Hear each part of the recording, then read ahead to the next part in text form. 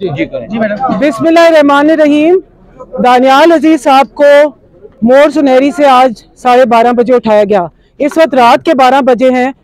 हम लोग, हम साथी, हम डीपीओ दफ्तर के बाहर खड़े हैं जफरवाल के। अभी तक जो रिजल्ट्स हैं वो मुरतब नहीं किए गए हैं और ये बहुत लम्हा फिक्रिया है। दानियाल साहब को इसलिए उठाया गया ताकि इस वक्त धांधली की जा सके और अंदर किसी को नहीं जाने दिया जा रहा। और अंदर कुछ लोग बैठे हुए हैं, एहसन इकबाल के साथ ही बैठे हुए हैं जो कि धांधली में लगे हुए हैं। हमें इस बात की बड़ी कंसर्न है। रात के 12 बज गए और नून लीग बहुत पीछे है इस वक्त।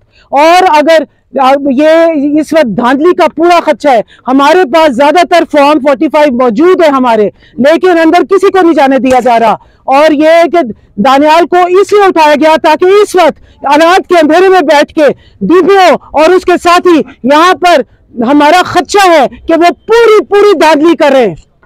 बिस्मिल्लाहिर्रहमानिर्रहीम। मैं दानियाल अजीज साहब का बेटा मिकाल जाफर अजीज हूँ।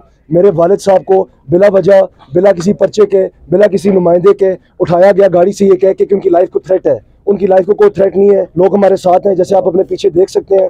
और ये हमें यहाँ पे कह रहे हैं कि हमें अंदर जाने की इजाज़त नहीं है। हमारे जो एमपीए के कैंडिडेट हैं, जो हमारे ज़िले के एक बहुत अहम शख्सियात हैं, एहसन इकबाल साहब हमारे साथ, जो हमारे यूसी के चेयरमैन सदीक भट्टी साहब हैं, वो भी मौजूद हैं।